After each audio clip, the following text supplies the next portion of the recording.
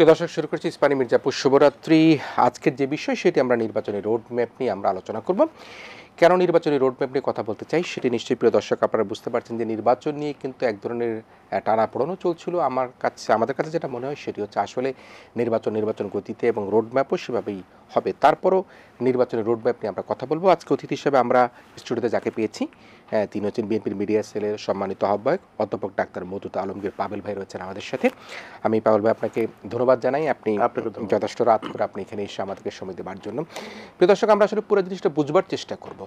আসলে বিএনপি যে 31 দফা যেটি তারা দিয়েছিলেন, বিএনপির ভারপ্রাপ্ত চেয়ারম্যান তারেক রহমানের নানা রকমভাবে জল্পনা কল্পনা এবং সকল দল মতের সাথে একটা পরামর্শ করে তিনি 31 দফা দিয়েছিলেন এবং 31 দফা রূপরেখার মধ্যে কিন্তু তারা বলেছেন যে ওপেন রেখেছেন, যদি প্রয়োজন হয় ভবিষ্যতে আরও বেশি সংযোজন করা যাবে, বিয়োজন করা যাবে, সব কিছু তারা ওপেন রেখেছেন। 31 দফার একটা জায়গার মধ্যে কিন্তু উল্লেখ আছে, দ্বিতীয় দফায়, আমি পাবল ভাই আপনাকে বলছি যে বাংলাদেশের গণতন্ত্র, ভোটাধিকার পুনঃপ্রতিষ্ঠা এবং স্বচ্ছ গণতান্ত্রিক প্রক্রিয়াকে স্থায়ী সাংবিধানিক প্রাতিষ্ঠানিক রূপ দেওয়ার লক্ষ্যে আপনারা সেখানে উল্লেখ করেছেন এবং অনেক কিছু বলেছেন। সেটি দেশের মানুষ ইতিমধ্যেই কিন্তু 31 দফা পেয়ে গিয়েছে, হাতে পেয়ে গিয়েছে, সেটি পড়ছে। এখন 31 দফার দ্বিতীয় দফায় আপনার গণতন্ত্র ভোটাধিকারের কথা বলছেন। ফ্যাসিস্ট সরকার বিদায় হয়েছে গত 5ই আগস্ট ছাত্র জনতার বিপ্লবে এবং বিদায় হবার পরবর্তী সময়ে নির্বাচনের প্রশ্ন এসছে এবং সেই নির্বাচনের প্রশ্ন আসার পরে আমরা দেখতে পেয়েছি যে অন্তর্বর্তীকালীন সরকারের প্রধান প্রফেসর ডক্টর ইউনূস তিনি বলেছেন যে চলতি বছরের শেষে অথবা ডিসেম্বরের প্রথম দিকে সে নির্বাচন অনুষ্ঠিত হওয়ার কথা রয়েছে। অন্যদিকে আমরা ডক্টর আসিফ নজরুল বলেছেন এই বছরের শেষের দিকে, সেনাপ্রধান 18 মাসের কথা বলেছেন। গতকালকে একটা উল্লেখযোগ্য সেটি হচ্ছে যে আমরা দেখেছি যে পররাষ্ট্র উপদেষ্টা মোহাম্মদ তৌহিদ হোসেন তিনি যেটা বলেছেন, তিনি হচ্ছে দ্রুত সম্ভব নির্বাচিত সরকারের কাছে ক্ষমতা হস্তান্তরে সরকারের কাজ করছে, শীঘ্রই একটা নির্বাচনের রুটম্যাপ আসবে। কিন্তু তারপরেও যারা রাজনৈতিক দল হিসেবে রয়েছেন, বিএনপি সবচেয়ে বড় দল দেশের এই মুহূর্তে, জামায়াত ইসলামে রয়েছেন, অন্যান্য দলগুলো রয়েছেন, তাদের প্রত্যেকের মধ্যেই কিন্তু এখন এক ধরনের মিশ্র প্রতিক্রিয়া। কবে নির্বাচন, আসল রোডম্যাপ কবে হবে, আপনি কীভাবে দেখছেন বিষয়টাকে? ধন্যবাদ আপনাকে এবং আপনার মাধ্যমে ATN বাংলার দর্শক শ্রোতা যারা রয়েছেন দেশে বিদেশে, যারা পরে দেখবেন তাদের সবাইকে শুভকামনা জানিয়ে শুরু করি। আসলে দেখবেন যে নির্বাচনের কথাটি কিন্তু বিএনপি অনেক আগে থেকে বলেছে, তার পেছনে কতগুলো যৌক্তিক কারণ ছিল। আপনারা দেখবেন খেয়াল করে যে একটি নির্বাচিত সরকারের যেটা হয় কি, তাদের একটা নির্বাচনী ম্যানিফেস্টো থাকে। তো নির্বাচনী ম্যানিফেস্টোর মধ্যে তারা কি করতে চান, 5 বছরের মেয়াদে তারা কি করবেন, কোন জায়গাতে পরিবর্তনগুলো আনবেন জনমানুষের কল্যাণের জন্য, বিশেষ করে যে জিনিসগুলো মানুষের কাছে প্রাত্যহিক সমস্যার জায়গা হয়ে থাকে, যেমন তাদের দ্রব্যমূল্য নিয়ে তাদের একটা প্রশ্ন থাকে, বেকারদের কর্মসংস্থান একটা প্রশ্ন থাকে, বাবা মা চিন্তা করেন ছেলে মেয়েদের লেখাপড়ার ব্যাপারটা নিশ্চিত হবে কিনা। দেখবেন খেয়াল করে যে এই 3টি জায়গাতেই কিন্তু এখনো পর্যন্ত বিরাট একটা অনিশ্চয়তা কাজ করছে। সেই কারণে কিন্তু বিএনপি প্রথম দিন থেকেই বলার চেষ্টা করেছে যে দ্রুত নির্বাচনই হচ্ছে শ্রেষ্ঠ সংস্কার। সংস্কারের কথা যারা বলছেন তাদেরকে আমরা এটাই বলতে চেয়েছি যে সংস্কারের ব্যাপারে বিএনপি কোনো আপত্তি নেই, বিএনপি নিজেও সংস্কার চায় এবং 31 দফা তো রাষ্ট্র কাঠামো মেরামতিরই একটা পরিকল্পনা, সেটাই তো সবচেয়ে বড় সংস্কারের একটি রূপরেখা এবং সেটার মূল লক্ষ্যটি হচ্ছে যে জনমানুষের কল্যাণের জন্য যে কাজগুলো করা যায় সেটা বাস্তবায়ন করে দেওয়া এবং সেটা একজন নির্বাচিত সরকারের পক্ষেই সম্ভব। অন্তর্বর্তীকালীন সরকার ব্যবস্থাপনা তো অন্তর্বর্তীকালীন এবং আপনারা খেয়াল করে দেখবেন যে যে কথাগুলো একসময় হয়তো খুবই মোটামুটি একটু তাচ্ছিল্য বা বলবেন যে অত গুরুত্বের সাথে বিবেচিত হয়নি, নির্বাচনের কথা আসলেই হয়তো বিএনপিকে লক্ষ্য করে বলার চেষ্টা করা হতো যে বিএনপি নির্বাচনের জন্য অস্থির হয়েছে। আসলে বিষয় কিন্তু সেরকম নয়। এখন কিন্তু দেখবেন যে বাস্তবতাই উপদেষ্টারাই বলছেন, প্রধান উপদেষ্টা সহ সবাই, যে তারা কিন্তু নির্বাচনের দিনক্ষণ ঠিক করার মতন করেই কথাগুলো বলছেন যে ডিসেম্বর কিংবা তার কাছাকাছি সময়, কারণ তারা কিন্তু এটা উপলব্ধি করতে পেরেছেন যে নির্বাচিত সরকারের গুরুত্ব রয়েছে, অনেকগুলো কারণেই রয়েছে। সেটা হয়তো আমরা আলোচনা যখন এগোবো তখন হয়তো কথাগুলোকে আরও বেশি প্রাঞ্জল করে আরও বেশি অর্থবহ করে আমরা বিশ্লেষণ করতে পারবো। কারণ আপনি দেখবেন যে অর্থনৈতিক ক্ষেত্রে সরকারের কিছু চ্যালেঞ্জ ইতিমধ্যে আছে। সেই চ্যালেঞ্জগুলোর মধ্যে অন্যতম হচ্ছে যে IMF-এর যে শর্তগুলো আছে এটা প্রতিপালন করতে হচ্ছে, বৈদেশিক যে প্রবাহ যেটা মুদ্রার সেটি একটা বিকল্প জায়গায় চলে গেছে, দুবাই কেন্দ্রিক হয়ে পড়েছে বলে আমরা পত্রপত্রিকায় দেখছি, সেটা বলেছে এবং $2 বিলিয়ন মতন একটা বিরাট বড় অর্থ সেই জায়গায় সংগঠিত সংরক্ষিত হচ্ছে, যেটার মাধ্যমে তারা বাংলাদেশের যে চলমান যে ডলার মার্কেটটাকে তারা অস্থিতিশীল করতে চায়। তো ফলে সেটা যেমন একটা চ্যালেঞ্জ রয়েছে, আবার অন্যদিকে যে ঋণের কিস্তি প্রদান করার যে দায়বদ্ধতা সরকারের রয়েছে বৈদেশিক ঋণের, সেটা কিন্তু তাকে দিতে হচ্ছে। অন্যদিকে যে রেমিটেন্সের প্রবাহ যদি কমে যায় তাহলে যে ব্যালেন্স অফ পেমেন্টের যে ভারসাম্য সেটা কিন্তু রক্ষিত হচ্ছে না। ফলে এই চ্যালেঞ্জগুলো তারা জানেন যে বিদেশি যে সমস্ত দাতা সংস্থা থেকে ঋণ কিংবা অর্থ সহায়তা পাওয়ার কথা রয়েছে, তারা কিন্তু একটা নির্বাচিত সরকারকে দেখতে চায় এবং একটা অন্তর্বর্তীকালীন সরকারের সাথে সেই চুক্তি করা বা তাদের কাছ থেকে সেই বিশ্বাসযোগ্যতা অর্জন করা কিন্তু আন্তর্জাতিকভাবে এতটা সহজ নয়। তো সে কারণে নির্বাচনের রোডম্যাপ যেটা তারা ঘোষণা করেছেন এটা ভালো, এবং তৌহিদ সাহেব গতকালকে যে কথাটি বলেছেন আমাদের পররাষ্ট্র উপদেষ্টা, সেটি হয়তো আরও পরিষ্কার। তার কারণ তিনি তার কথার মধ্যে থেকে কিন্তু এই বিষয়টি কিন্তু পরিষ্কার হয়ে এসেছে যে উনি কিন্তু বিষয়ের বাস্তবতাটা বুঝছেন, এবং তিনি কিন্তু ক্যাটাগরিক্যালি বলেছেন যে কেন অচিরে রোডম্যাপটা ঘোষণা করতে হবে, এবং উনি এটাও বলেছেন যে এই অস্থিরতাটা রোডম্যাপ ঘোষণা করার সাথে সাথে কেটে যাবে। তার মানে কিন্তু তিনিও এটা উপলব্ধি করছেন যে নির্বাচনের ঘোষণা যেমন প্রয়োজন, নির্বাচনের অনুষ্ঠান হওয়া প্রয়োজন। জি, নিশ্চয়ই আমরা আসবো। তিনি কিন্তু বলেছেন যে বিনিয়োগও কিন্তু একটা স্থবির অবস্থা হয়ে যাচ্ছে। তার কারণ হচ্ছে গিয়ে যে যেহেতু একটা নির্বাচিত সরকার নাই, প্রত্যেকটি যারা ইনভেস্ট করতে চায় তারা তো একটা কমিটমেন্ট চায় যে 5 বছর বা 10 বছর একটা কমিটমেন্ট তারা দেখতে চায়। আমি একটা জায়গায় একটু আসতে চাই, সেটি হচ্ছে গিয়ে যে আপনি নিজেই বলছেন যে যখন আপনারা নির্বাচনের কথা বলেন, অনেকেই বলে বিএনপি নির্বাচন করে অস্থির হয়ে গেল কেন, এই নির্বাচন কি তাদের প্রধান ম্যানিফেস্টো কেন? কিন্তু আপনি বলছেন যে যে নির্বাচন হচ্ছে প্রধান সংস্কার, একটা গণতান্ত্রিক সরকারের কাছে ক্ষমতা হস্তান্তর করাই হচ্ছে কি প্রধান সরকার। কিন্তু আপনি কি মনে করেন না যে যখন পতিত সরকারের পতন ঘটলো, সেই পতনের পর এখন যে অন্তর্বর্তীকালীন সরকার রয়েছে, সেই অন্তর্বর্তীকালীন সরকারের হাতে কিন্তু বেশ কিছু কাজ রয়েছে।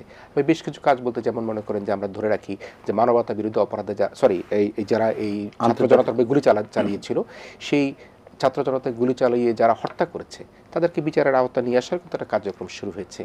আবার ইতিমধ্যে আমরা দেখেছি যে বিভিন্ন জায়গায় সংস্কার, আমরা নির্বাচন কমিশনের সংস্কারের কথা বলছি, আমরা আমাদের সংবিধানের সংস্কারের কথা বলছি, সেগুলি তো কিছু না কিছু করবার জন্য তাদেরকে সুযোগ দেওয়া দরকার আছে কিনা? না, সুযোগ তো আমরা অবশ্যই দিয়েছি, এবং খেয়াল করে দেখবেন যে এই সংস্কারের যে ধারণাগুলোর কথা তারা বলছেন, সেখানে যখনই আমাদেরকে আহ্বান জানানো হয়েছে তখন কিন্তু আমরা দলের পক্ষ থেকে একেবারে সুনির্দিষ্টভাবে কোন কোন জায়গাতে সংস্কারগুলো করা দরকার এবং আমরা কি ভাবছি সেগুলো কিন্তু তাদের কাছে আমরা পৌঁছে দিয়েছি। এবং আপনি নিজেও জানবেন যে 31 দফার সংস্কারের পরিকল্পনা কিন্তু তাৎক্ষণিক নয়। এটা কিন্তু 2 বছর আগে আমাদের ভারপ্রাপ্ত চেয়ারম্যান জনাব তারেক রহমান কিন্তু এটি জনগণের সামনে উপস্থাপন করেছিলেন, যখন আমরা কিন্তু বিপ্লবও দেখিনি, অভ্যুত্থানও দেখিনি, বা স্বৈরাচারের যে একটা পাকাপোক্ত অবস্থানের মধ্যেই কিন্তু তিনি এই কাজটি করেছিলেন। অর্থাৎ তখন সেটা মনে হচ্ছিল যে এটি বোধহয় একটা কল্পনা প্রসূত কোনো একটা কল্পনার বিষয় কিনা, কিন্তু বাস্তবে যেটা দেখা যাচ্ছে যে এটি কিন্তু বিএনপির একটা চমৎকার একটা হোমওয়ার্ক বলতে পারেন, যে তারা নিজেরা 27 দফা প্রণয়ন করেছিল, পরবর্তী পর্যায়ে সম্ভাবনা দলরা যখন তাদের ইচ্ছা এবং আকাঙ্ক্ষার প্রতিফলন করে এটাকে বললেন যে এটাকে কিছুটা বর্ধিত করা দরকার, বিএনপি সবসময় উদারমনা একটা দল, তারা অ্যাকোমোডেট করতে জানে কি করে অন্যের মতামতকে ধারণ করতে হয়, সেই বিবেচনাতে 27 দফা 31 দফায় রূপান্তরিত হয়েছে। এবং সেটার মধ্যে দিয়ে কিন্তু এই কথাটি বলার চেষ্টা করা হয়েছে যে সংস্কারের ধারণার বিরুদ্ধে আমরা নই। এবং সবচাইতে গুরুত্বপূর্ণ যে জিনিসটা মানুষের কাছে ছিল, আপনি জানেন যে বিগত 3টি নির্বাচনে আমাদের তরুণ প্রজন্মের প্রায় 2 কোটি ভোটার এই ভোট জিনিসটা কি, নির্বাচন করতে হয়, সরকার কিভাবে গঠন করতে হয়, সেই বিষয়টি তাদেরকে আমরা জানবার সুযোগই করে দিইনি। আবার এর মধ্যে দেখবেন খেয়াল করে অনেক প্রবীণ ভোটার রয়েছেন বা প্রবীণ নাগরিক রয়েছেন, তারা কিন্তু পৃথিবী ছেড়ে চলে গেছেন, 3বার তারা ভোট দেওয়ার সুযোগ তারাও পাননি। তো ফলে এই মুহূর্তের অন্যতম গুরুত্বপূর্ণ কাজ নির্বাচন অনুষ্ঠান করা, এবং সেই নির্বাচন অনুষ্ঠান করবার জন্য যে সংস্কারটা দরকার সে তো অবশ্যই করতে হবে। এবং সেখানে নির্বাচন কমিশন গঠন যেরকম গুরুত্বপূর্ণ, তেমনি নির্বাচনের ক্ষেত্রে অন্যান্য যে সমস্ত বিধি তৈরি করা দরকার আছে, এবং ভোটার তালিকাকে হালনাগাদ করার প্রয়োজন রয়েছে একটা, এবং অন্যান্য বিষয়গুলো নিয়ে নির্বাচনের তফসিল ঘোষণা করারও একটা দায়বদ্ধতা রয়েছে। তো সব কিছু মিলে নির্বাচন নিজেও তো একটা বড় একটা কর্মকাণ্ড।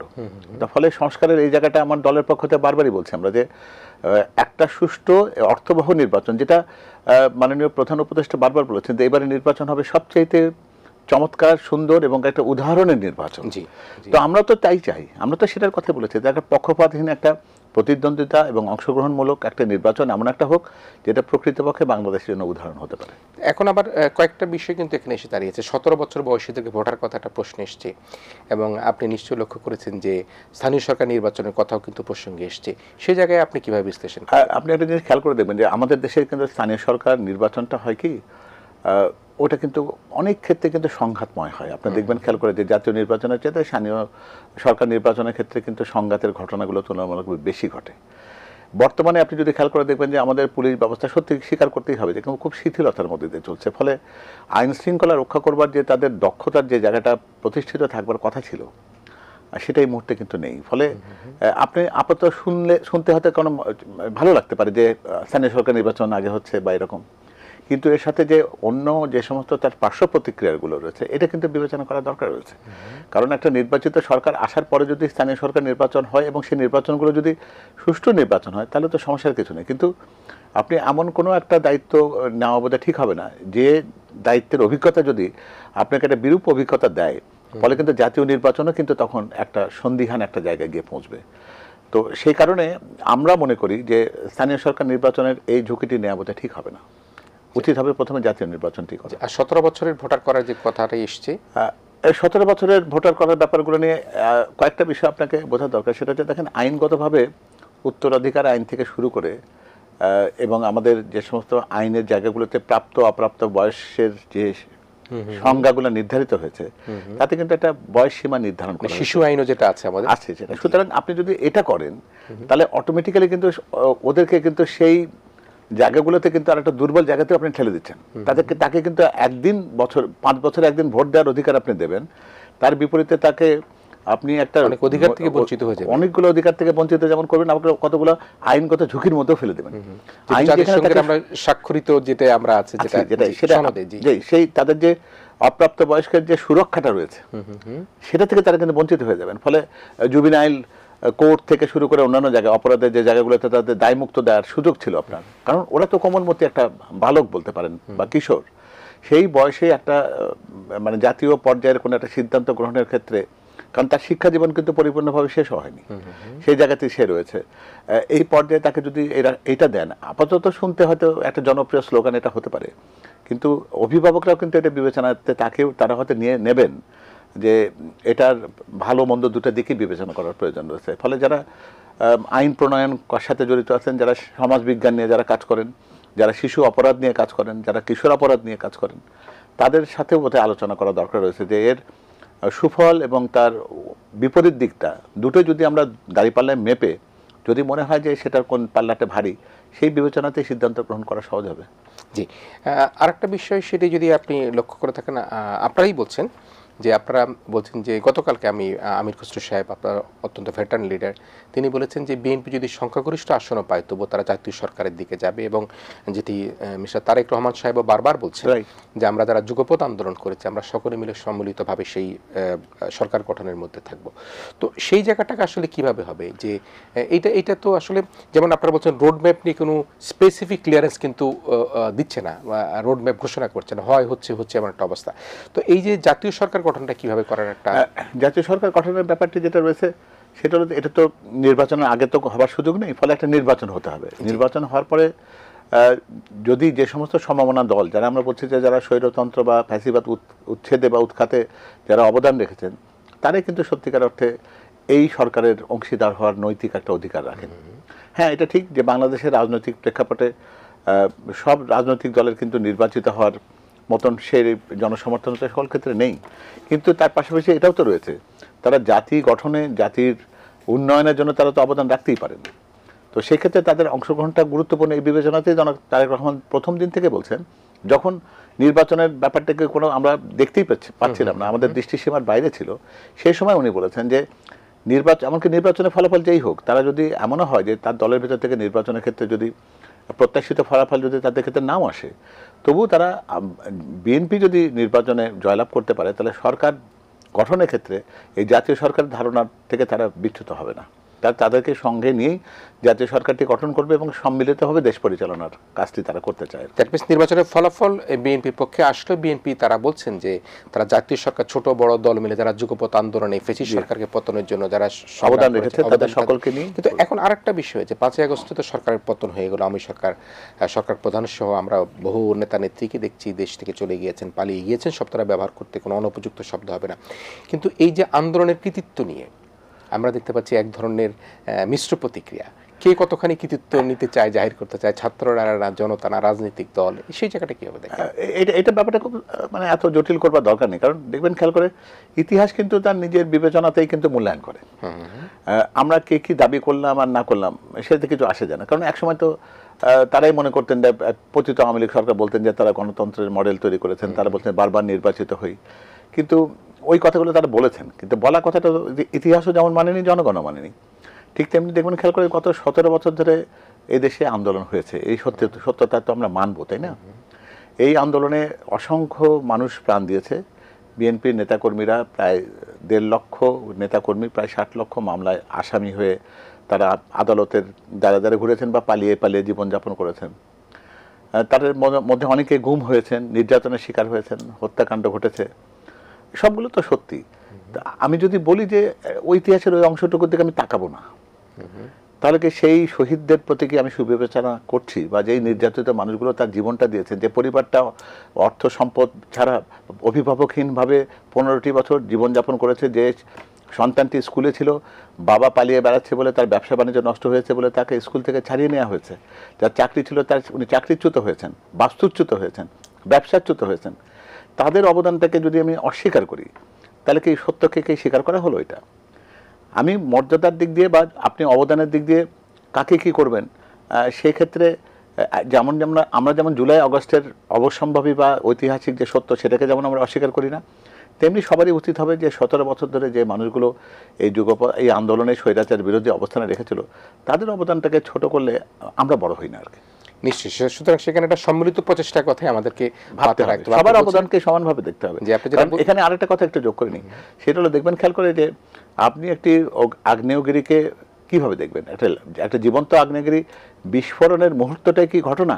তার ভেতর যে লাভাটা উদ্গীরণ হচ্ছে, সেই লাভাটা প্রতি মুহূর্তে শক্তি সঞ্চয় করছে, তার ভিতরে উত্তাপের সঞ্চার হচ্ছে, সে একটা উদ্গীরণের জন্য অপেক্ষা করছে।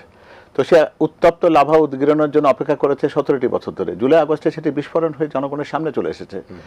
এটাকে দুটাকেই কিন্তু গুরুত্ব দিয়ে দেখতে হবে। ফলে আপনি যদি দৃশ্যমান অংশটুকুকে যদি গুরুত্ব দেন, আর আগ্নেয়গিরির ভেতরে যে উত্তপ্ত লাভার যে প্রতিনিয়ত উত্তপ্ত হয়ে একটা বিস্ফোরণের জায়গায় পৌঁছার যে অপেক্ষমান অবস্থাটা ছিল, সেটাকে গুরুত্বহীন করা তো ঠিক হবে না। তবে আমি একটা কথা আমার মনে পড়লো এই অনুষ্ঠানের মধ্যেই, যে আমার মনে আছে যে যখন ইসলামী ব্যাংকটা বিশেষ একটি গ্রুপ নিল, সেই গ্রুপ নেবার পরে ইসলামী ব্যাংকের দুজন সিনিয়র কর্মকর্তা, তাদেরকে জঙ্গি তকমা, জঙ্গি পোস্টার লাগানোর দায়ে তাদেরকে চাকরিচ্যুত করা হলো, তাদেরকে হাজতে নেওয়া হলো, জেলে নেওয়া হলো। আপনি যে কথাগুলো বললেন যে গত 15-16 বছরে যে পরিবারগুলো গুমের শিকার হয়েছে, ক্রস ফায়ারের শিকার হয়েছে, এই 50-60 লক্ষ মামলায় যারা ঘরে বাড়িতে থাকতে পারেনি, সন্তানদেরকে সময় দিতে পারেনি, তাদেরও কিন্তু এই সময়কার মধ্যে একটা বিশেষ অবদান রয়েছে। এখন যে বিষয়টি, এই যে নির্বাচন যত কাছাকাছি আসবার একটা আমরা সম্ভাবনা দেখছি, কি এর মধ্যে আবার হঠাৎ করে দেখলাম বলা হচ্ছে যে বিএনপি সহ অন্যান্য সম্ভাবনা কিছু দল নির্বাচনের দাবিতে মাঠে নামতে পারে। এটি কেন হতে পারে মনে হয়? দেখুন, রাজনৈতিক দলের সাথে মাঠে নামা শব্দটা অনেক সময় আমরা একবারে জড়িয়ে ফেলি। বিএনপি এরকম ভাবছে, এরকম মনে করার কোনো কারণে, বিএনপি সবসময় মনে করে যে এই সরকারের সফলতাটা দরকার। জি, এই অন্তর্বর্তীকালীন সরকারের সফলতাকে বিএনপি তার নিজের সফলতা ব্যর্থতার সাথে একই পারদের উল্লম্ফন বা নিম্নগামী হওয়ার সাথে কিন্তু তুলনা করে। অর্থাৎ এই সরকার সফল হয়ে বিএনপি মনে করে যে তারা সফল, এই সরকারের ব্যর্থতাকে বিএনপি তার নিজের ব্যর্থতা বলেই মনে করবে। তো ফলে আমরা সর্বতভাবে এই সরকারকে সহায়তা করছি। ফলে যাকে সহায়তা করতে চাই সফল হওয়ার জন্য, তার বিরুদ্ধে তো আন্দোলনে মাঠে নামার দরকার এই মুহূর্তে নেই। হ্যাঁ, তবে খেয়াল করতে হবে যে আমরা তাদেরকে একটা কথাই বলি যে এমন কোনো বোঝা কেউ যেন কাঁধে না নেয় যে বোঝা বহন করার শক্তি তার নেই।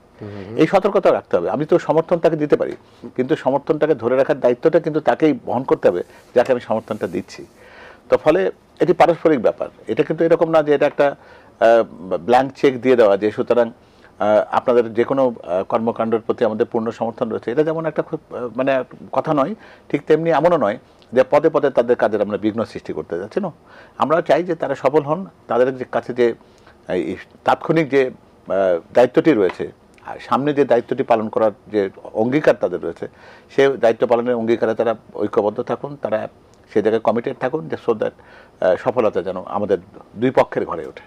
দ্যাট মিনস আসলে এই মাঠে নামার শব্দটা আসলে রাজনৈতিক একটা শব্দ, একটা রেটরিক শব্দ, কিন্তু আসলে প্রশ্নটা হচ্ছে কি অন্তর্বর্তীকালীন সরকার যাতে তাদের কাজ করতে পারে, নির্বাচনটা সুন্দর মতো হয় এবং দেশের জনগণের মধ্যে যাতে একটা গণতান্ত্রিক অধিকার প্রতিষ্ঠা হয়, সেটি নিশ্চয়ই প্রত্যাশা করছেন। আপনার প্রিয় দর্শক, আমরা কথা বলছিলাম অত্যন্ত গুরুত্বপূর্ণ একজন ব্যক্তি, বিএনপির মিডিয়া সেলের সম্মানিত আহ্বায়ক অধ্যাপক ডাক্তার মওদুদ আলমগীর পাভেল ভাইয়ের সাথে। আমরা তার সাথে আবার এই একই আলোচনায় ফিরবো, যেটি আমরা কথা বলছিলাম নির্বাচনী রোডম্যাপ নিয়ে। একটা ছোট্ট বিরতির পর আবার কিছুক্ষণের মধ্যে আমরা আমাদের প্রিয় অতিথিকে নিয়ে ফিরে আসছি। প্রিয় দর্শক, আপনারা আমাদের সাথে থাকবার জন্য অনুরোধ রইল।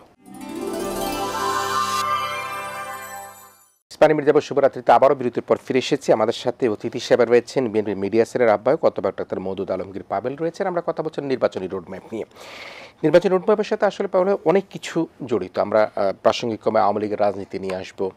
এই যে জুলাই আগস্ট গণহত্যায় যারা জড়িত ছিল তাদের বিচার এবং যারা নাই তাদের কিভাবে বিচার হবে, কিভাবে হেলিকপ্টার থেকে গুলি করা হয়েছে, কে গুলি করেছে, কারা গুলি করেছে, র্যাব বিজেপিকে কী বলেছে, বিজেপি র্যাবকে কী বলে, সব কিছুই কিন্তু আমরা দেখেছি যে আমাদের ট্রাইব্যুনাল সেগুলি সব এভিডেন্স জোগাড় করে। সেই প্রসঙ্গে আমি আসবো খানিক পরে। তবে একটা বিষয় আমি দেখছি, যেটা মির্জা ফখরুল ইসলাম আলমগীর সাহেব অত্যন্ত সজ্জন ব্যক্তি, সরহদ্দি উদ্যানে তিনি এবি পার্টির এক কাউন্সিলের সময় তিনি বলেছেন, আমাদের ঐক্য ফাটল ধরানোর চেষ্টা করছি কেউ কেউ, সেটা কেউ পারবে না, আমরা এগিয়ে যাব।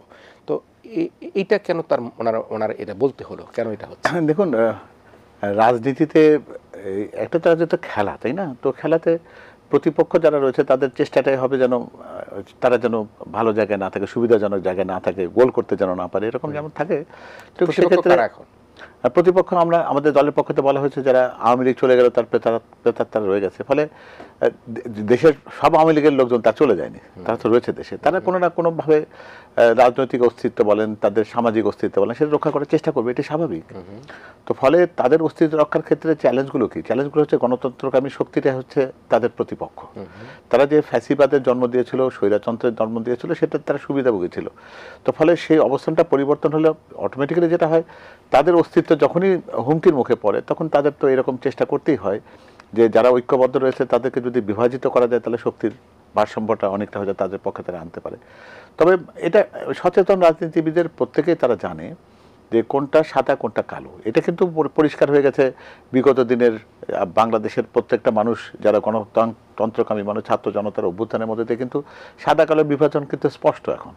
তো ফলে এই চেষ্টাটা আগে যতটা বেগবান হতে পারতো, ফলবতী হতে পারতো, এখন কিন্তু সে সুযোগটা আর নেই।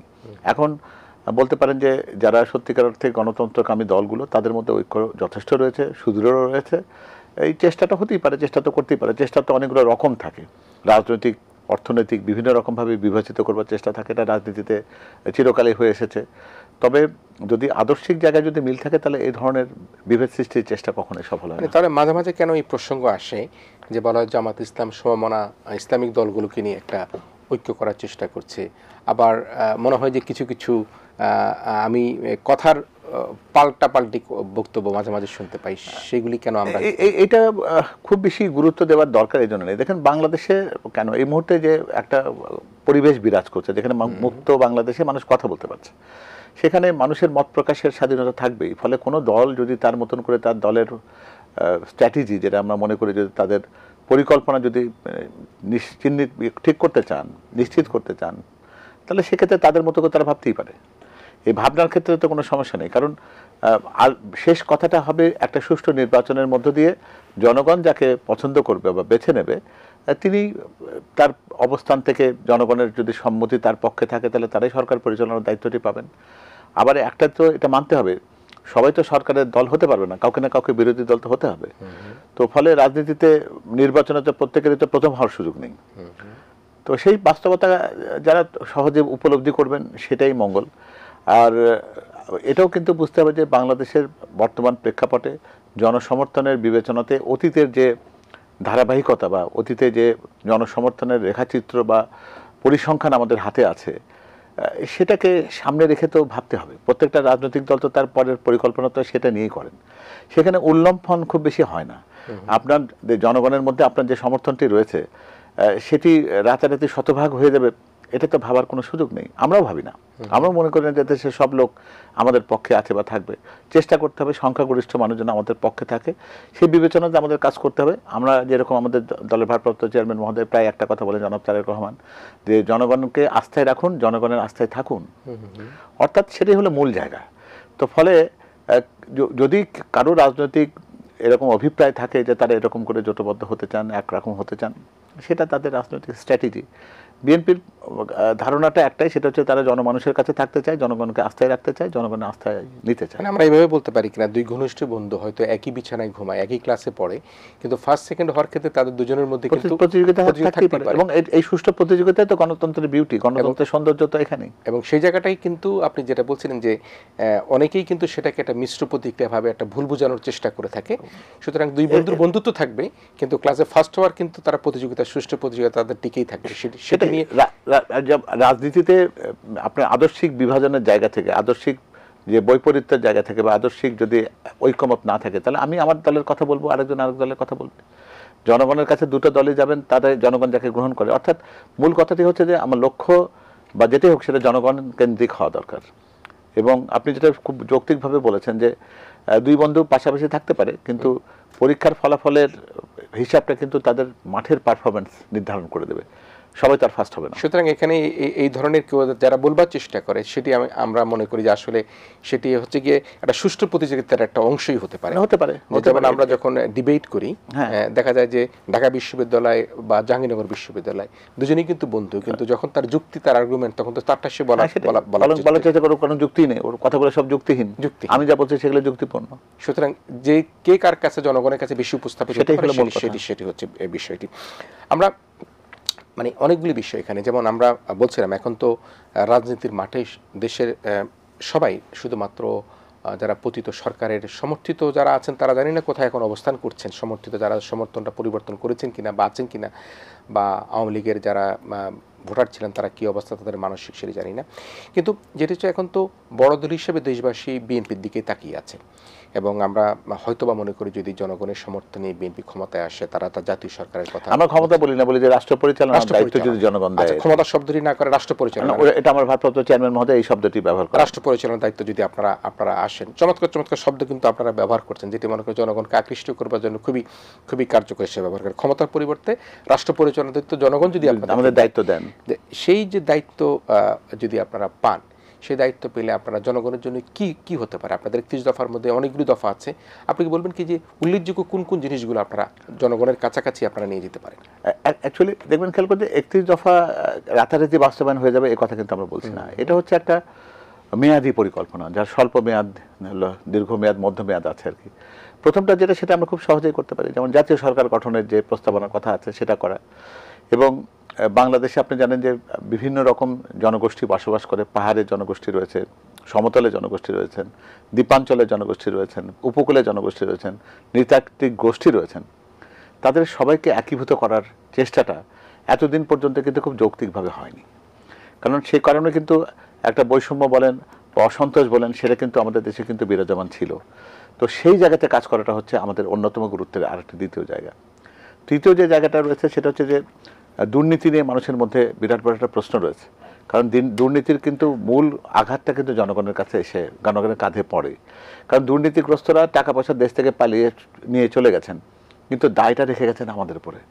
ঋণ তো আমাদের শোধ করতে হবে, টাকা তারা লুটপাট করে দেশ থেকে পালিয়ে চলে গেছেন, কিন্তু দায়টা আমাদের কাঁধে রেখে গেছেন। ফলে এই জায়গাতে আমাদের অনেক বড় একটা চ্যালেঞ্জ রয়েছে, অর্থাৎ অর্থনৈতিক চ্যালেঞ্জটি অতি গুরুত্বপূর্ণ চ্যালেঞ্জ, এবং সেটা রাতারাতি সমাধান হয়ে যাবে সেটাও ভাবা ঠিক হবে না।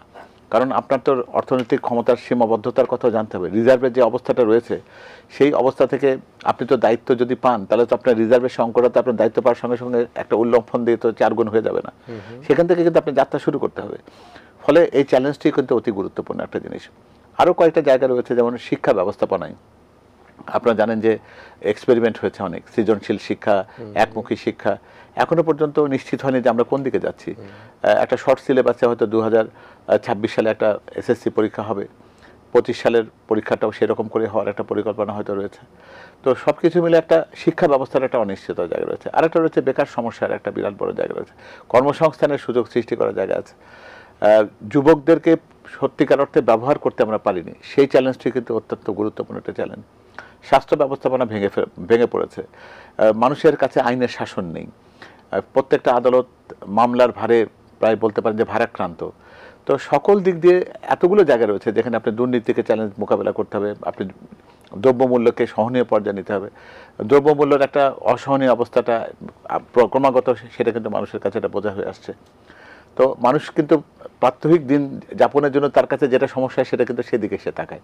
আপনি দ্বিকক্ষ বিশিষ্ট পার্লামেন্ট তাকে হয়তো অতটা টানে না, আকর্ষিত করে না, কিন্তু সে কিন্তু চায় যে জিনিসপত্রের দাম যেন তার সহনশীলতার মধ্যে থাকে। আবার একই সাথে কৃষক যেন তার পণ্যের মূল্য পায় সেটাও আপনাকে নিশ্চিত করতে হবে। চ্যালেঞ্জ দ্বিমুখী। আপনি দ্রব্যমূল্যকে সহনীয় করতে গিয়ে কৃষককে যদি আপনি মেরে ফেলেন, তার কৃষি পণ্যের যদি মূল্য যদি তাকে দিতে না পারেন, তাহলে সে কেন উৎপাদন করতে যাবে? তো ফলে এইগুলো চ্যালেঞ্জকে আমরা মাথায় রেখেছি, এবং সেগুলোর উপর ভিত্তি করে আমরা কিন্তু প্রাথমিকভাবে যে স্বল্পমেয়াদী পরিকল্পনা যে জিনিসগুলোকে অ্যাড্রেস করতে হবে, যেগুলোর কথা আমি বললাম, আর অনেক দীর্ঘমেয়াদী পরিকল্পনার মধ্যে অনেকগুলো রয়েছে, যেমন আমরা বলতে চেয়েছি যে শিক্ষা খাতে বাজেটের বরাদ্দ জিডিপির 5% নিচে হবে না, স্বাস্থ্য ব্যবস্থায় বরাদ্দ জিডিপির 5% নিচে হবে না। এটা একটা বড় একটা অঙ্ক। সেই জায়গায় কিন্তু আমরা রাতারাতি পৌঁছতে পারবো না, কারণ এখন স্বাস্থ্য খাতের জিডিপির বরাদ্দ মাত্র 0.7%।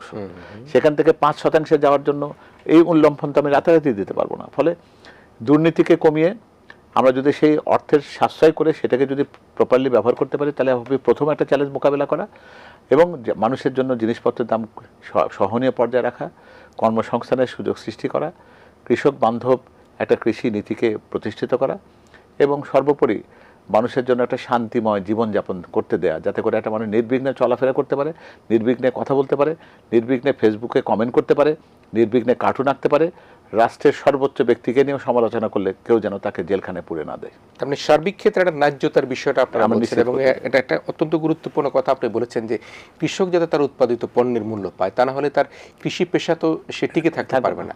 এবং যেটি আমাদের দেশে হচ্ছে সেটি হচ্ছে কৃষক তার উৎপাদিত পণ্য পায় না, যে সবজিটি যশোর যে বিক্রি করে 20 টাকা করে কেজি, ঢাকা শহরে 80 টাকা হয়ে যাচ্ছে।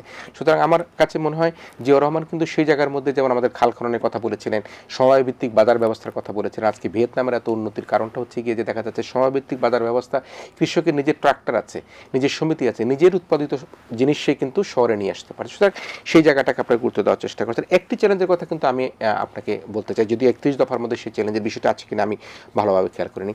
ভূ রাজনৈতিক যে চ্যালেঞ্জটি, আমাদের বাংলাদেশে একটা ধর্মীয় কার্ড যেটি আগে ব্যবহার করা হতো, জঙ্গি তকমার একটা কার্ড ব্যবহার করা হতো, কিন্তু ধর্মীয় সংখ্যালঘু জিনিসটি কিন্তু এখনো পর্যন্ত আমরা ভূ রাজনৈতিকভাবে আমাদের প্রতিবেশী দেশের দ্বারা কিন্তু বারবার কিন্তু আক্রান্ত হবার আমরা অপচেষ্টা দেখি। এবং আমরা যেটি বিগত সময় আমরা দেখেছি, বিগত সরকার বলেছেন যে আমাদের প্রতিবেশী দেশের সাথে, ভারতের সাথে, যে আমি সরাসরি বললাম যে আমাদের স্বামী স্ত্রীর সম্পর্ক, সাবেক পতিত প্রধানমন্ত্রী তিনি বলেছেন আমরা যা দিয়েছি তা কিন্তু ভারত কখনোই হয়তো ভুলতে পারবে না। তো সেই অবস্থায় বাংলাদেশকে ধর্মীয় সংখ্যালঘুদেরকে যেভাবে অপপ্রচারের একটা জায়গা রয়েছে, সেই চ্যালেঞ্জটা আপনারা কীভাবে মোকাবেলা করবেন? দেখবেন খেয়াল করে 31 দফাতে এটা নেই, এটা বোধহয় ঠিক নয়। সেটা ওখানে কিন্তু পরিষ্কারভাবে আমি বলছি যে আছে কিনা আমি জানি না, সেটা কি সেই চ্যালেঞ্জটা কি? সেটা বলছি যে ওখানে পরিষ্কার বলা আছে ধর্ম যার যার, রাষ্ট্র সবার। অর্থাৎ একটা ধর্মের সাথে রাষ্ট্রকে বিভাজিত করবার কোনো জায়গা নেই। সংখ্যালঘু এবং সংখ্যাগুরু এই শব্দটি আমরা ব্যবহার করব না। আমাদের অভিধানে বা আমাদের যে ভারপ্রাপ্ত চেয়ারম্যান মহোদয় যে কথাটি বলতে চেয়েছেন সবসময় উনি বলেন সংখ্যালঘু বা সংখ্যাগুরু বলে কিছু নেই, সবাই আমরা বাংলাদেশি। এই প্রত্যয়টাকে প্রতিষ্ঠিত করতে হবে, এই বিশ্বাসটাকে প্রতিষ্ঠিত করতে হবে। অর্থাৎ ধর্ম আমার যেটা রয়েছে এটা কোনো রকম কোনো বিবেচনার ক্ষেত্রে এর কোনো প্রাধান্য থাকবে না। আপনি সেই সরকারি চাকরিতেই বলেন, আপনার সেবা গ্রহীতা হিসেবে সেবা প্রাপ্তিটার ক্ষেত্রেই হোক, অথবা শিক্ষাঙ্গনে হোক, প্রত্যেকটা জায়গাতে আপনার ধর্মীয় পরিচয়কে কেউ আপনাকে জিজ্ঞেস করতে যাবে না। আপনি বাংলাদেশের নাগরিক কিনা সেই পরিচয় আপনার জন্য যথেষ্ট হবে। এটাতে আমরা শুধু বিশ্বাস করি না, এটাকে প্রতিষ্ঠিত করার জন্য আমার দল প্রতিজ্ঞাবদ্ধ। তার মানে আপনারা মনে করেন যারা ভিন্ন ধর্মের রয়েছে, মুসলিম ধর্মের বাইরে যেহেতু সংখ্যাগরিষ্ঠ, তাদের আশ্বস্ত হবার একটা জায়গা তৈরি আছে যে তাদের কোনোভাবেই এই বিষয় নিয়ে যতই আমাদের পার্শ্ববর্তী দেশ প্রপাগান্ডা চালাক না কেন, তাদের কোনো সংখ্যার কারণে কিন্তু সেই প্রপাগান্ডা নিয়ে কি আচ্ছা, একটু জিনিস খেয়াল করে দেখবেন, আপনারা দেখবেন খেয়াল করে যে প্রথমে যে 5ই অগাস্টের পতনের পর, স্বৈরাচার সরকার পালিয়ে যাওয়ার পর যেটা হয়েছে, ওরা কিন্তু ইমিডিয়েটলি রিঅ্যাক্ট করেছে। তো আমাদের কাছে খুব বেশি অবাক লাগতো একটা জিনিস, যে পরাজিত হয়েছে কি আওয়ামী লীগ না পরাজিত হয়েছে ভারত। কেন জানি মনে হচ্ছিল ভারত তার পরাজয়টাকে আওয়ামী লীগের পরাজয় নিজের কাঁধে নেওয়ার চেষ্টা করছে। এটা কিন্তু কেউ তাদেরকে করতেও বলেনি, এটা আমরা কেউ ভাবছিলাম না। তারা যে সমস্ত দেখবেন খেয়াল করে সংখ্যালঘু নির্যাতনের নামে যে সমস্ত ভিডিও ডকুমেন্টসগুলো তারা প্রডিউস করার চেষ্টা করেছেন, সেগুলো বেশিরভাগ ফ্যাক্ট চেক করতে গিয়ে দেখা গেছে যে এগুলো কোনোটারই সত্যতা নেই। অনেকগুলো হচ্ছে ভারতের ঘটনা, অনেকগুলো রয়েছে যে আজ থেকে 5-7 বছর আগেকার ঘটনা। এরকম আসলে হয়েছে কি, একটা পরাজিত মানুষের যে পরাজিত না হওয়ার, একটা বড় দল যখন ছোট দলের কাছে খেলায় হেরে যায়, তখন তার ভেতরে কিন্তু সেই পরাজয়টা গ্রহণ করার একটা কষ্ট হয়। ভারতের যে কেন যেন মনে হচ্ছে বাংলাদেশের জনগণের কাছে তাদের এই যে একটা দলীয় আনুকূল্য দেওয়ার যে ভূ রাজনৈতিক যে অবস্থানটা ছিল, অর্থাৎ তারা বাংলাদেশের রাষ্ট্র বা জনগণের সাথে বন্ধুত্ব করার পরিবর্তে তারা, যেমন আপনি একটু আগে বলেন যে স্বামী স্ত্রীর সম্পর্ক, আমাদের সরকারকে আগেরবার ক্ষমতায় জানতাম করে রাখতে হবে, যা ভারতকে যা দিয়েছে কোনোদিন বলতে পারবে না, এগুলো কথাগুলোকে দলীয়ভাবে তারা গ্রহণ করেছে। অর্থাৎ তাদের কাছে মনে হচ্ছে যে তাদের জন্য আওয়ামী লীগ হচ্ছে নিরাপদ জায়গা। এটা স্বীকার করে আমাদের দেশের প্রত্যেকটা লোকই তাই মনে করে, এটা রাগঢাক করবার কোনো বিষয় নয়। তো সেক্ষেত্রে সবচাইতে ভালো হয় যদি এই উপলব্ধিটা যত তাড়াতাড়ি তাদের ভেতরে আসে যে বন্ধুত্বটা রাষ্ট্রের সাথে হয়, রাষ্ট্রের জনগণের সাথে হয়, দলের সাথে নয়। আমরা বলি না যে আমাদের দলের সাথে কোনো পৃথিবীর কোনো দেশের বন্ধুত্ব করবার প্রয়োজন রয়েছে। বন্ধুত্ব যদি কেউ করতে চায় আমাদের দেশের সাথে, আমাদের দেশের জনগণের সাথে করুক। আমাদের দলীয়ভাবে করে আমাদেরকে বিভাজিত করবার কোনো প্রয়োজন নেই। এবং আমরা এটাও মনে করি যে সত্য প্রতিষ্ঠিত হবে, কারণ দেখবেন খেয়াল করে যে ওই প্রচারণা কিন্তু কমে গেছে অনেক। কমে গেছে। প্রথমের দিকে যেভাবে তারা একেবারে উচ্চকিত হয়ে প্রতিদিন মনে হচ্ছিল দেশটা বোধহয় রসাতলে গেছে, আপনি দেখবেন যে আপনার প্রতিষ্ঠানেও রয়েছে ভিন্ন ধর্মী অনেক সহকর্মী, তাদের পরিচয় কিন্তু আপনি জিজ্ঞেস করতেও যান না, আপনার কিন্তু তার সাথে কাজ করতে কোনো সমস্যা হয় না। আমি একজন চিকিৎসক, আপনি জানেন খেয়াল করে যে আমার পরিমণ্ডলে যারা আছেন তাদের অসংখ্য সংখ্যালঘু যারা আছেন বা তথাকথিত সংখ্যালঘু গুরুত্ব আমরা বলবো না, ভিন্ন ধর্মের কথা যদি বলি, আপনারা অনেকে সেটাকে সংখ্যালঘু বলেন, তারা নার্সিং সেবায় বলেন, চিকিৎসা সেবায় বলেন, তারা যথাযথভাবে সম্মানের সাথে কাজ করছেন। এবং ভারতের, আমি তো বলি যে ওই মিডিয়ার লোকজনদেরকে এখানে আমন্ত্রণ জানানো দরকার। তারা আমাদের দেশের যে কোনো জায়গায় যেতে পারেন, তাদেরকে রেস্ট্রিকশন করার কোনো দরকার নেই। তারা অবারিত চলাফেরা করে যে কোনো জায়গাতে যে কোনোভাবে খোঁজ খবর করে দেখতে পারেন সত্যতা কতটুকু আছে। আর একটা জিনিস হয় কি, যে দিন শেষে এগুলো কারো কাজে লাগে না। যে দল বা যে গোষ্ঠী ভারতে অপপ্রচার চালিয়ে সুবিধাটা নেওয়ার চেষ্টা করেছেন, পরে তারা যদি মিথ্যাবাদী প্রমাণিত হন, তাহলে কিন্তু সেটা তাদের জন্য রাজনৈতিক কোনো প্রাপ্তি। এটা তো ফ্যাক্ট চেক, এবং আমরা বিবিসি বিভিন্ন জরিপও দেখেছি এগুলি সবগুলি হয়েছে। এবং দু চারটি ঘটনা যা ঘটেছে সেটি, যেটা আপনারাও বলেন আমরাও দেখেছি, সেটি হচ্ছে রাজনৈতিকভাবে দেখা যাচ্ছে তিনি ভিন্ন ধর্মের, কিন্তু বাট তিনি পতিত সরকারের লিডার ছিলেন। সেখানে হয়তো কোনো না কোনোভাবে সে দু চারজন হয়তো বা জনরোষে পড়েছে, সেটাকেই কিন্তু দেখিয়েছে যে যারা ভিন্ন ধর্মী তাদেরকে আঘাত করা হয়েছে বা তাদেরকে আঘাতের চেষ্টা করা হয়েছিল। কারণ আন্দোলনে যদি যারা অংশ নিয়েছে বা তাদের মধ্যে কি যারা আপনারা বলছেন যে ভিন্ন ধর্মী বা যারা বা সংখ্যায় যারা কম, তাদের আত্মাহুতির পরিমাণটা বেশি ছিল নাকি যারা সংখ্যা গরিষ্ঠ ধর্মের অনুসারী যারা, তাদের মধ্যে আত্মাহুতির পরিমাণ বা সংখ্যা বেশি ছিল? আপনি যদি পরিসংখ্যানের দিকে যান, কোনো দিকে এটা দেখবেন না অন্তত কোনো লক্ষ্য করে কাউকে ক্ষতিগ্রস্ত করার কোনো কাজ জনগণ করেছে বা কোনো রাজনৈতিক দল করেছে, এটা নিশ্চিতভাবে আপনিও জানেন, আমরা সবাই জানি। এবং আমি নিজেই আলোচনাটা শেষ করবো, আমরা বিরতি যাবো, নিজেই কিন্তু দেখেছি যে অফিস আদালত কোথাও কোনো কর্মকাণ্ডে কে মুসলমান, কে হিন্দু, কে বৌদ্ধ, কে খ্রিস্টান, কিন্তু কখনোই কোনোদিন আমি আলোচনায় দেখি নাই। এখন আমাদের দুর্ভাগ্য যে প্রতিবেশী দেশের কিছু কিছু মিডিয়া তারা কিন্তু খুব অতিরঞ্জিত 5ই আগস্ট পড়ার চেষ্টা করেছে, যেটি আপনি বলছিলেন সেটি কিন্তু আস্তে আস্তে স্তীমিত হয়ে এসছে। এবং আমরা আশা করি যারা এটা করার চেষ্টা করেছেন তারা নিশ্চয়ই বুঝতে পারবেন যে তারা এসে, আপনারা বলছেন যে আমন্ত্রণ জানানো দরকার, দেখে যাক বাংলাদেশে ধর্মীয় পৃথিবীর যে কোনো প্রান্ত থেকে যে কোনো মানুষ দেখে যেতে পারেন আসল সত্যতা কোথায় আছে। লুকানোর কিছু তো নেই আমাদের। লুকোয় কারা? যারা মিথ্যার আশ্রয় নেয়, যারা সত্যকে গোপন করতে চায়, তারা লুকাতে চায়। আমাদের তো লুকানোর কিছু নেই। নিশ্চয়ই। প্রিয় দর্শক, আমরা কথা বলছিলাম আমাদের আজকের অতিথি বিএনপির মিডিয়া সেলের আহ্বায়ক অধ্যাপক ডক্টর মওদুদ আলমগীর পাবেল ভাইয়ের সাথে। আমরা একই অতিথির সাথে আবারও ছোট একটা বিরতির পর ফিরে আসবো। আমরা নির্বাচনী রোডম্যাপের আলোচনা করতে গিয়ে নানা প্রসঙ্গে চলে এসেছি, আবারও একই প্রসঙ্গে আমরা কথা বলবো ছোটটা বিরতির পর। ইসমানী মির্জাপুর শুভরাত্রিতে আবারও ফিরে এসেছি। অতিথি সাহেব রয়েছেন বিএনপির মিডিয়া সেলের আহ্বায়ক অধ্যাপক ডাক্তার মওদুদ আলমগীর পাবেল রয়েছেন আমাদের সাথে। আমরা কথা বলতে গিয়ে এখন একটা প্রসঙ্গে আসছি, সেটি হচ্ছে যে পাবেল, আমরা বলছিলাম যে আসলে বাংলাদেশের রাজনীতিতে এখন যে প্রেক্ষাপট, সেই প্রেক্ষাপটে আসলে দেশ, জনগণ সবাই কিন্তু বিএনপির দিকে তাকিয়ে আছে। আর অন্য দল তো আছে, জামায়াত ইসলাম আছে, বাম দলগুলো রয়েছে, সবাই আছে। তো সে অবস্থার প্রেক্ষাপটে আমরা প্রধান নির্বাচন কমিশনার তিনি গতকালকে সিলেটে একটি অনুষ্ঠানে তিনি বলেছিলেন, তাকে সাংবাদিকরা প্রশ্ন করেছিল যে আওয়ামী লীগ নির্বাচন অংশ নিতে পারবে কি না, সেই প্রসঙ্গে তিনি বলছিলেন সময় এলেই সেটি বোঝা যাবে। তো এখন দেশের যে পরিস্থিতি, আমরা তো প্রধান নেতাদের কাউকেই তো দেখতে পাচ্ছি না, যারা হয়তো সমর্থিত ছিল তারাও হয়তো বা সেভাবে প্রকাশ্যে আসছে না। তো সে অবস্থায় আগামী জাতীয় নির্বাচনে আসলে আওয়ামী লীগ বা তার দল বা তাদের অংশগ্রহণটা জনগণ কিভাবে নিবে, কিভাবে গ্রহণ করবে, আপনার বিশ্লেষণ কি? এটা দেখেন, কিছু কিছু বিষয় থাকে, যেমন রাজনৈতিক উত্তর যেটা আছে সেটা দল নির্ধারণ না করলে সেই ব্যাপারে মন্তব্য করাটা একটু সঠিক হয় না। তবে আমি যেটা মনে করি যে এ দেশের মালিক হচ্ছে জনগণ। তো ফলে জনগণের আকাঙ্ক্ষাকে সম্মান করতে হবে, সেটাই হলো আপনার প্রথম প্রায়োরিটি। আপনি কি ভাবলাম সেটা গুরুত্বপূর্ণ না। জন আকাঙ্ক্ষাতে যদি এরকম থাকে বা এরকম ফিলিং থাকে যে রাজনীতিতে আওয়ামী লীগ নিষিদ্ধ হবে কিংবা রাজনীতি করার ক্ষেত্রে তাদেরকে প্রতিবন্ধকতা তৈরি করতে হবে, এটা দল আওয়ামী লীগ যতটা না বেশি গুরুত্বপূর্ণ, তার সাথে ব্যক্তি আওয়ামী লীগের সাথে সংশ্লিষ্ট যারা, তাদের ক্ষেত্রেই এটি কিন্তু বেশি করে প্রযোজ্য। কারণ একটা দলের আপনি যদি খেয়াল করে দেখবেন যে নীতি আদর্শ কোনো জায়গায় কিন্তু এমন কোনো কথা লেখা নাই যাতে তাকে সন্ত্রাসী হতে হবে, তাকে স্বৈরাচার হতে হবে, তাকে ফ্যাসিবাদী হতে হবে, এক্ষেত্রে তো তাদের দলের গঠনতন্ত্রের কথা কি লেখা রয়েছে? লেখা নাই। তাহলে আপনি যদি একটা গঠনতন্ত্র একটা দলের যদি প্রাণশক্তি হয়, তাহলে গঠনতন্ত্রের বিবেচনাতে দল হয়তো সেই অপরাধী নয়, কিন্তু দলকে যারা গঠনতন্ত্রকে যারা বিকৃত করেছে, গঠনতন্ত্রের সেই আদর্শকে যারা ভিন্ন খাতে প্রবাহিত করেছে, তাদেরকে চিহ্নিত করাটা বেশি গুরুত্বপূর্ণ। এবং সেটা করাটা এই কারণে প্রয়োজন, আপনারা দেখবেন খেয়াল করে যে রাজনৈতিক দল নিষিদ্ধ করার যে প্রক্রিয়াটা, সেটা অনেক ক্ষেত্রে অতটা ফলবতী হয় না। যেমন দেখবেন খেয়াল করে, আপনি একটা দলকে নিষিদ্ধ করলেন, সেই দলের নেতাকর্মীরা আর একটা দল যদি গঠন করে, তো আপনি কি করবেন?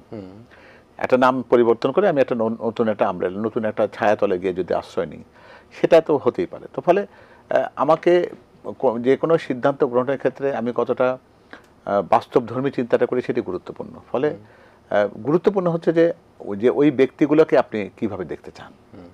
এখন এমন যদি হয় যে সেই অপরাধী ব্যক্তিগুলো কোনো একটা নতুন একটা অন্য একটা রাজনৈতিক দলে আশ্রয় নিল, আপনি দলটাকে নিষিদ্ধ করে দিলেন, তাহলে কি আপনি গুণগত পরিবর্তন কিছু ঘটাতে পারলেন?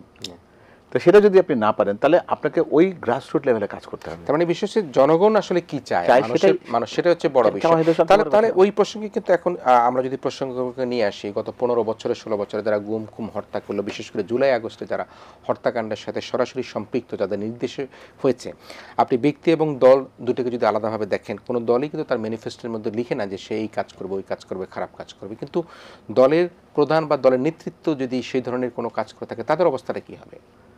নিশ্চয়ই একটা জিনিস খেয়াল করে দেখবেন যে আমরা বলি না যে একটা ইঞ্জিনিয়ার যদি একটা ব্রিজ তৈরি করতে যদি কোনো দুর্ঘটনা ঘটে, মানে কোনো একটা যদি কোনো ত্রুটি রেখে দেয়, তাহলে কিছু লোকের মৃত্যু ঘটে। একজন ডাক্তার যদি রোগীর ক্ষেত্রে কোনো ভুল সিদ্ধান্ত বা ভুল পদক্ষেপ গ্রহণ করতে একজন ব্যক্তির মৃত্যু ঘটে। রাজনীতিবিদদের ভুল সিদ্ধান্তের কারণে কিন্তু লক্ষ লক্ষ লোকের প্রাণ যায়। তো সুতরাং যারা এই ধরনের ভুল সিদ্ধান্তের কারণে পুরো বাংলাদেশকে প্রায় 15টি বছর পিছিয়ে দিয়েছেন, যারা এদেশের চরিত্র চিত্রিত করতে গিয়ে আমাদেরকে একটা ফ্যাসিবাদী রাষ্ট্রের তকমা দিয়েছেন, যারা আমাদের অর্থনীতিকে ধ্বংস করে দিয়েছেন, যারা মানবাধিকার বলে কোনো জিনিস এখানে রাখেন নাই, যারা এক ব্যক্তি পূজার বাংলাদেশকে প্রতিষ্ঠিত করেছিলেন, আমাদের মূল্যবোধ বলতে কিছু ছিল না, বাংলাদেশের নাগরিককে প্রজা বানিয়ে তাদেরকে দ্বিতীয় তৃতীয় শ্রেণীর নাগরিকে পরিণত করা হয়েছে। তারা বিচারের আওতার বাইরে থাকবে, এটা তো কোনো একটা সভ্য দেশের কথা হতে পারে না। আপনি যদি মানুষের অধিকারের কথা বলেন, সেই মানুষকে অধিকারের যদি বার্তা শোনাতে চান, সুবাতাস যদি দিতে চান তাকে, তাহলে কিন্তু বিচারের মধ্যে দিয়ে প্রমাণ করে দিতে হবে যে বাংলাদেশ সত্যকে সত্য, মিথ্যাকে মিথ্যা বলতে জানে। এবং সেটা বিচারের মধ্য দিয়ে তাদের যদি সত্যিকার অর্থে ডিফেন্ড করা থাকে, তারা যদি প্রমাণ করতে পারেন তারা এই কাজটি করেনি, তা ভালো কথা। কিন্তু আইন, সাক্ষ্য এবং দেশের মানুষ যদি বলে যে তুমি আমাকে এই অপবাদে ধারণ করতে বাধ্য করেছো, এতগুলো হত্যাকাণ্ডের সাথে জড়িত যারা ছিল, আপনি তো চোখের সামনে দেখেছেন মানুষের মৃত্যু তো ঘটেছে একজন ব্যক্তির নির্দেশে। যারা বলেছে প্রকাশ্যে যে তাদেরকে মোকাবেলা করার জন্য ছাত্রলীগই যথেষ্ট, যারা পুলিশকে বলেছেন যে ভালোই কাজ করছো, তোমাদের তো পারফরমেন্স ভালো, আর্মি তুমি কেন এটা করছো না, এই তথ্যগুলোও তো আমরা শুনেছি। তা আপনি কি বলবেন যে হত্যাকাণ্ডকে যারা সরাসরিভাবে প্রভাবিত করেছেন, নির্দেশনা দিয়েছেন, তারা বিচারের আওতার বাইরে থাকবে কি করে? তো তাদের বিচার হলে তাদের রাজনীতি তো শেষ হয়ে গেল। তাহলে তো যেটা নিয়ে আপনি স্পষ্ট বলতে চাইলেন আওয়ামী লীগের রাজনীতির ভবিষ্যৎ তাহলে কি হবে? কারণ এখানে তো এখন যাদেরকে গ্রেফতার করা হয়েছে প্রত্যেকেই কিন্তু দায় স্বীকার করে বলছে আমি না, আমাদের অমুকের নির্দেশে আমি কাজ করেছি। না, ঠিক আছে। এখন প্রশ্নটা হলো কি, মানে দল নিঃশেষিত তো ওইভাবে হয় না। দেখা যাবে যে কোনো একটা ব্যক্তি হয়তো সে উদ্ধার বা ত্রাণকর্তা হিসেবে সে দলের ঢাল ধরে, যদি কখনো ভবিষ্যতে, আজ থেকে অদূরও কোনো ভবিষ্যতে এই দলকে যদি আবার পুনর্জন্ম করে, দলকে যদি আবার তারা যদি তাদের কৃতকর্মকে যদি দেশের মানুষের মন থেকে মুছে দিতে পারে, তাদের কর্মকাণ্ডের ভেতর দিয়ে যদি তারা প্রমাণ করতে পারেন যে তাদের অতীতের প্রায়শ্চিত্ত করার ইচ্ছা রয়েছে, করছেন, সেটা যদি দেশের মানুষ যদি তাদেরকে সেই পর্যায়ে গিয়ে যদি তাকে গ্রহণ করে, ক্ষমা করে, তাহলে তারা আবার পুনর্বাসিত হবেন। তা নাহলে ইতিহাস তো তাদের জন্য আস্থা করছে না, অন্য কোনো কিছুর পক্ষে তো এখনো পর্যন্ত শোনা যায়নি যে এই যে জুলাই হত্যাকাণ্ড, এটি তো মনে করেন একেবারে দৃশ্যমান। এটা দৃশ্যপটে শুধু বাংলাদেশ নয়, সারা বিশ্বই দেখেছে, বিশ্ব মিডিয়া দেখেছে কিভাবে গুলি করে হত্যা করা হয়েছে, কিভাবে মৃত্যু নিশ্চিত করা হয়েছে। তো তাদের পক্ষ থেকে তো এখনো সেই ধরনের অনুশোচনার কোনো কিছু কি উপলব্ধি করা যাচ্ছে? এটাই তো সবচেয়ে বড় দুঃখের। একবার খেয়াল করে যে এই আওয়ামী লীগ দলটি অন্যকে অপরাধী বানাবার যে চেষ্টায় যতটা দক্ষ, যারা নিরপরাধ লক্ষ্যে অপরাধী বানিয়ে শাস্তি দিয়ে তারা চূড়ান্ত শাস্তিও দিয়ে ফেলতে দক্ষতা অর্জন করেছে। বেগম খালেদা জিয়াকে আপনারা জানেন যে অর্থহীনভাবে একটা মামলাতে তাকে, যেখানে দুর্নীতি সংক্রান্ত কোনো শব্দ নেই, তাকে বলছে যে এতিমের টাকা চুরি করার একটা অপবাদ দিয়ে তাদেরকে অসম্মানিত করার চেষ্টা করছে। কিন্তু দেখবেন, খেয়াল করে যে ইতিহাস কিন্তু অন্যরকম ভাবে সেটা বিবেচনা করে, যে যিনি এত দম্ভক্তি করেছিলেন তাকে একটা দ্রুত পায়ে 45 মিনিটের নোটিশে দেশ ত্যাগ করতে হয়েছে। আর বেগম খালেদা জিয়া দেশের মানুষের দোয়ায়, তাদের ভালোবাসায়, সিঞ্চনে দেশের সবচেয়ে জনপ্রিয় নেত্রী হিসেবে নিজেকে প্রতিষ্ঠিত করে রেখেছেন। ফলে ইতিহাসের বিবেচনা কিন্তু খুবই স্পষ্ট এবং খুবই নির্মম। তারা কিন্তু কখনো কাউকে বিনা কারণে বা অপরাধীকে যেমন শাস্তি দিতে তারা কার্পণ্য করে না, তেমন নিরপরাধীকে আবার সম্মানিত করতেও কিন্তু ইতিহাস কখনো ভুল করেনি। তো ফলে এই দলটির মধ্যে ঠিক অপরাধের প্রায়শ্চিত্ত, দায় স্বীকারের প্রবণতা কখনোই অতীতে আমরা দেখিনি। ভবিষ্যতে দেখবো কিনা সেটাও বলা মুশকিল, কারণ তারা এখনো মনে করেন যে তাদের সবগুলো কাজ ঠিক ছিল। তো এই ধারণার মধ্যে যতদিন তারা থাকবেন, ততদিন পর্যন্ত দেশের মানুষের কাছে তারা তো সম্মানের জায়গাটা পাবেন বলে তো মনে হয় না। আমি একটা প্রসঙ্গ মাথায় আসলো, সেটি হচ্ছে যে আমাদের একটা অনুষ্ঠানে অধ্যাপক আবুল কাশেম ফজলুল হক তিনি বলেছিলেন যে যদি আওয়ামী লীগ 75 থেকে শিক্ষা নিত, তারা 24-এ তাদের এই অবস্থা হতো না।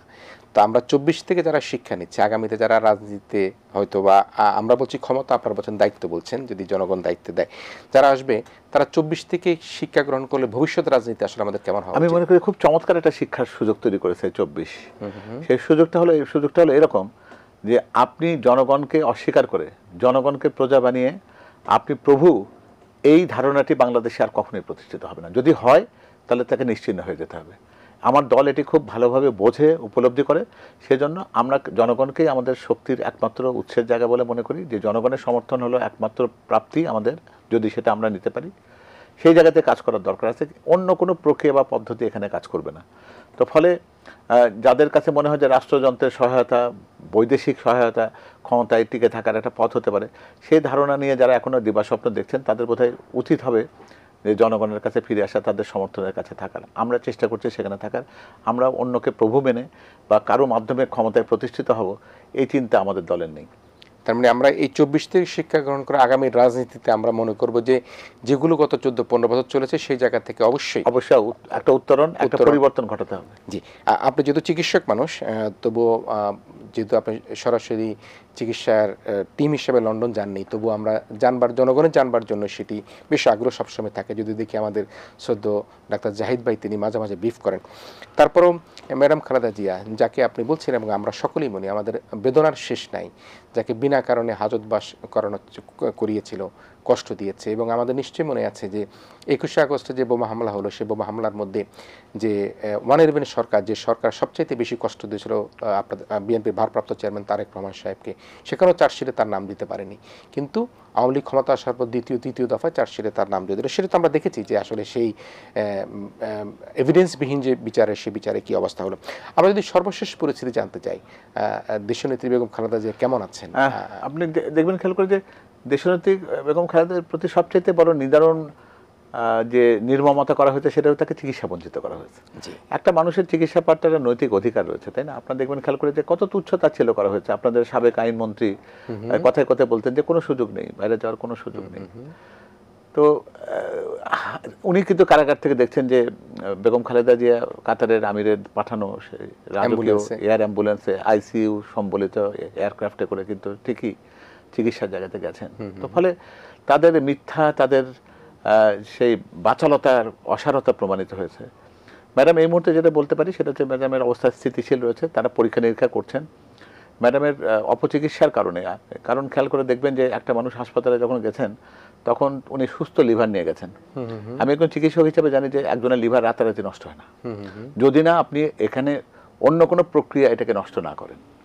সেই বিষয়টি কিন্তু একটা বিরাট বড় প্রশ্নের জায়গা রয়েছে, যে তাকে ওষুধ প্রয়োগ করার ক্ষেত্রে অথবা অন্য কোনো প্রক্রিয়াতে তাকে তার লিভারটিকে নষ্ট করার কাজটি করা হয়েছে কিনা। কারণ এটি কোনো যৌক্তিকতার মধ্যে যায় না যে তার হঠাৎ করে একজন সুস্থ মানুষ, কারণ ওনাকে যতবারই জামিনের আবেদন স্বাস্থ্যগত কারণে করা হয়েছে, মেডিকেল বোর্ড বলেছে ওনার স্বাস্থ্যগত কোনো সমস্যা নেই, ফলে জামিন দেওয়া যাবে না। তো ওনারাই তো বলেছেন, বা মেডিকেল বিশ্ববিদ্যালয়ের ভিসি সাহেবের পাঠানো রিপোর্টে বলা ছিল যে ওনার কোনো স্বাস্থ্যগত সমস্যা নেই, তো তার লিভার নষ্ট হলো কি করে? জনগণ তো এই প্রশ্ন করতেই পারে। তো ফলে আপনারা দোয়া করবেন তার জন্য। আমি এই আপনাদের মাধ্যমে দেশবাসীর কাছে তার পক্ষ থেকে দোয়া চাইছি যে ম্যাডাম যেন সুস্থ হয়ে আমাদের মাঝে অচিরেই ফিরে আসতে পারেন। উনি লন্ডন ক্লিনিকে এখন চিকিৎসাধীন রয়েছে, তার পরীক্ষা নিরীক্ষা চলছে। আজকে সন্ধ্যা পর্যন্ত আমি যে খবর পেয়েছি উনি হাসপাতালে রয়েছেন।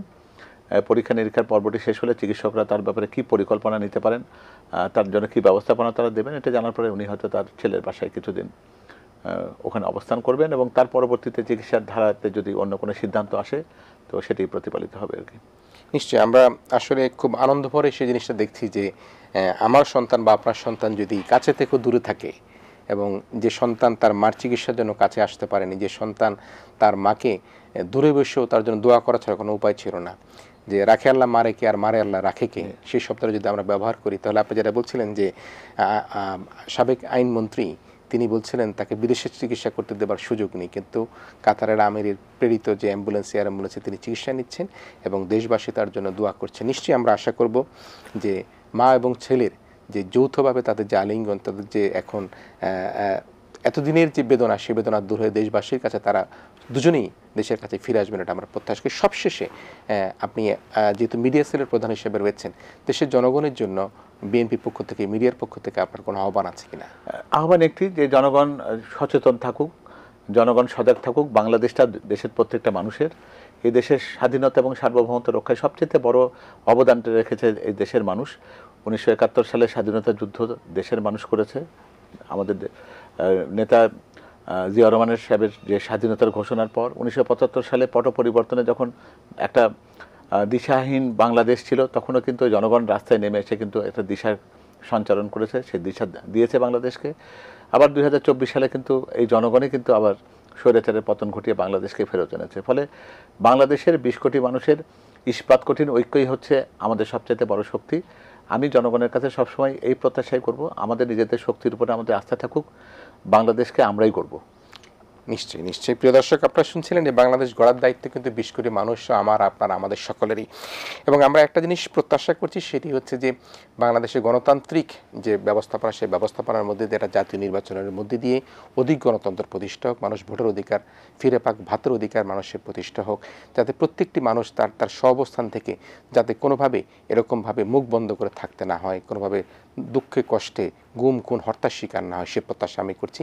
আগামী রাজনীতিতে যারা দেশের নেতৃত্বে আসবেন, আমরা তাদের কাছেও একই আশাবাদ ব্যক্ত করি। বিশেষ করে আমরা মনে করছি বিএনপি, দেশের মানুষ তাদের দিকে তাকিয়ে রয়েছে এবং আমরা তাদের দিকে তাকিয়ে রয়েছি।